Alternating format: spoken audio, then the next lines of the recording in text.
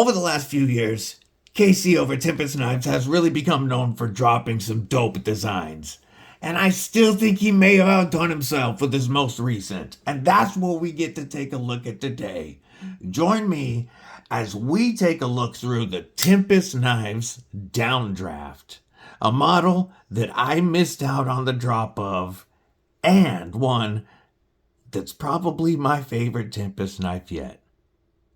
Stick around.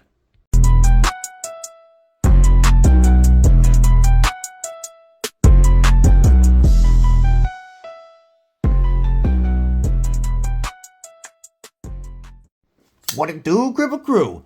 EDC with DBD, disabled but deadly. And today I'm bringing a knife that I did not know if I was going to be able to share with you guys or not. Seeing as how, unfortunately, I missed out on the drop of this knife. I definitely wanted to pick one up. This is the actual version I wanted to snag. But with the Texas travel and the Deadly Daughter graduation, it just didn't work out. However, KC was kind enough to put one into the passaround group for those of us that weren't able to get in on it. So I get to share with you today my new favorite Tempest Knives model. Before I do that, do me a favor and stab that like button, like you mean it, /subscribe. Also, make sure you bash that bell for notifications so you don't miss anything, like the frequent live streams and giveaways. Also, if you like what I do here, it only costs a couple of bucks a month to join Kripple Krew Inc., where you gain access to members-only content and exclusive members-only giveaways. You will also have members-only access participation to the Gas Station Knife War of 2025. All right, enough of that stuff. I appreciate all your interaction with my videos. It really does help the channel out. But we're going to talk about the Tempest Knives Downdraft, which comes in at an overall length of 7.5 inches, with a 3.5 inch Wharncliffe blade of 154 cm with a Blackwash finish and a flat grind. We have a 3.25 inch cutting edge. We're rocking a 4 inch close length with beautiful 80s Camo Carbon in this instance, and a 120 thousandths blade stock thickness. And we're coming in at a weight of only 2.8 ounces. Yes, 3.5 inch blade, 2.8 ounce knife, with full steel lines, full skeletonized steel liners on both sides, inlaid into that carbon fiber beautifully. Just inset, all so that they disappear in there, and all you see is that awesome carbon fiber. Let's get a close-up of the grain running through the carbon fiber. That looks so sick. This is the first 80s Camo Carbon that I have seen, and I love it. I do plan on adding some of this to the collection. I'm an 80s baby, a 90s kid, and all the neon colors, I'm here for it. We have a clip that is tip up as the gods intended, very deep carry, and it is reversible. It is a wire clip with flat screws, so it does slide in and out of the pocket very well. It's a shorty wire clip, so there's very little exposed out of your pocket when this is tucked in, and it makes a very nice pocket presence so that it disappears beautifully. We have action that in this case is running on skiffs. It did come with stock with ceramic ball bearings. This one is running on skiffs. Oh, OEM on the knife is Kubi. And of course, this is designed by KC over at Knives Fast, the owner of Tempest Knives. So this one, like I said, is running on skips.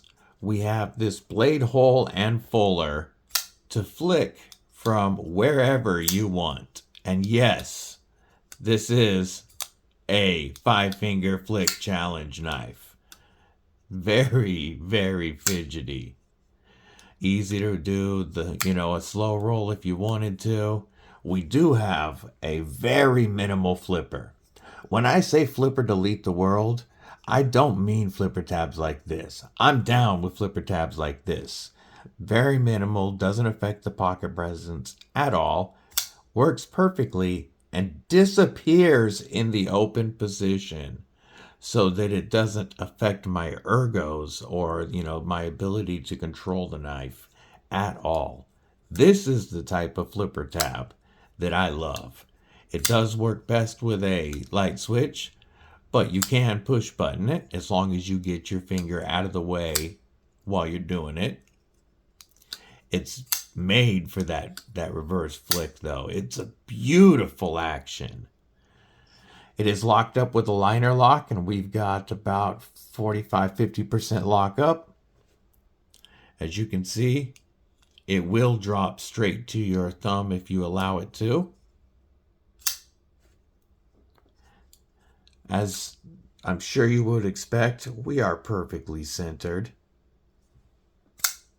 Oh, that action is really phenomenal. That flipper tab, it feels so satisfying to just pull that down real quick. It's different than most light switch. It's a pull motion and it just flies open. Our ergos, so I wear an extra large glove and I can get a full 4-finger grip behind the pivot with a little bit of space behind my pinky. And behind here in a saber grip, my thumb locks beautifully into that ramp on the blade and that jimping.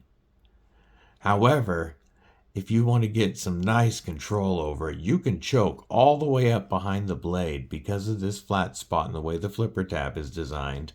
And we have jimping halfway out the blade.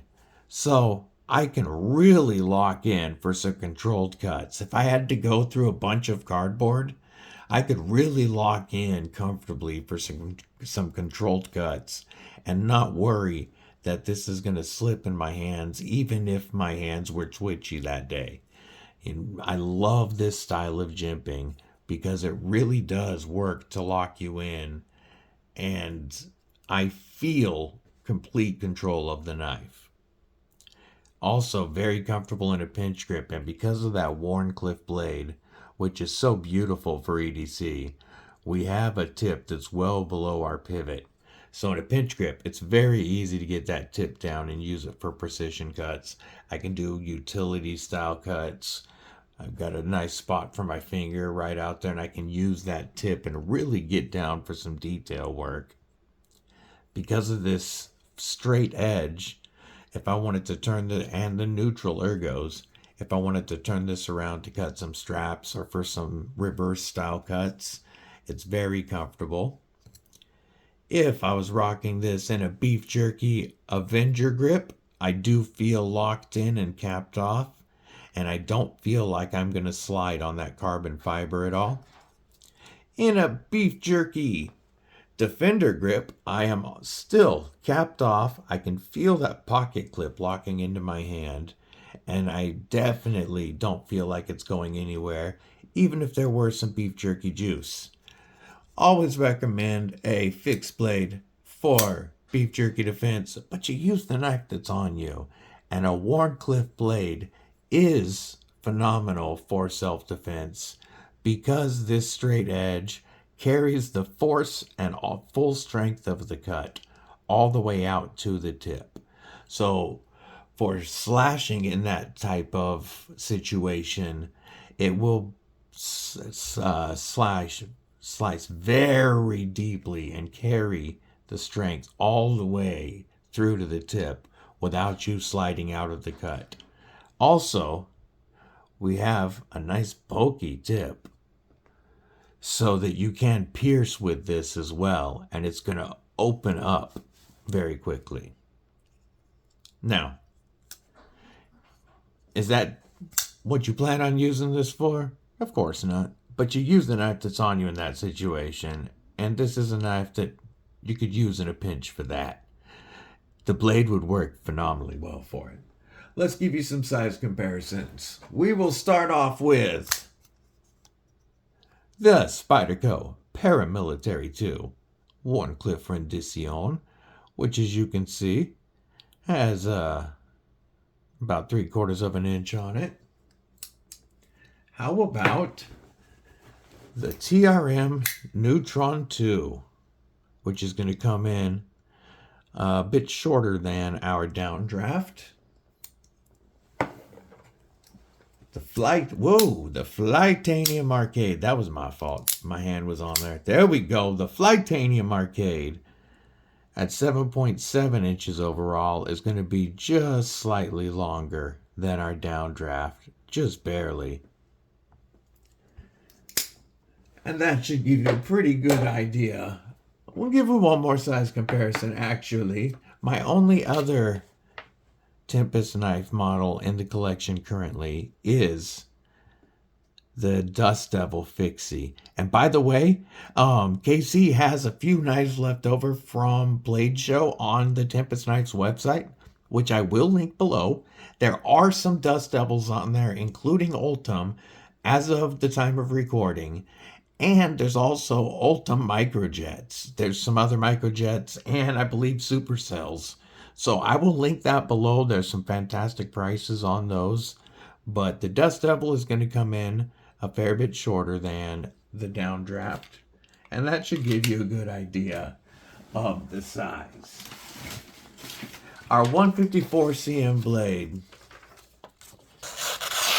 comes down to a nice slicey edge. And this one is one that KC had and used, and it's still nice and slicey. And 154 cm is a fantastic all-around steel. You're going to get nice corrosion resistance, especially with the Blackwash, but you're also going to get decent edge retention, pretty good edge retention, and decent toughness. Your edge retention is going to be better than stuff like 14C and Nitro V and other knives around the same category as 154 cm. And you'll still be able to easily maintain it at home. These scales are slightly contoured, which definitely contributes to the ergonomic feel, and nice and smooth around the edges. I just one more time want to show off the fibers of that 80s Camo Carbon because it looks so cool. You gotta love the Tempest pivot, and all of our hardware is titanium, and all of our hardware, including our pocket screw, is T8. You love to see it. Now, what did these run? These were, when they dropped, $149.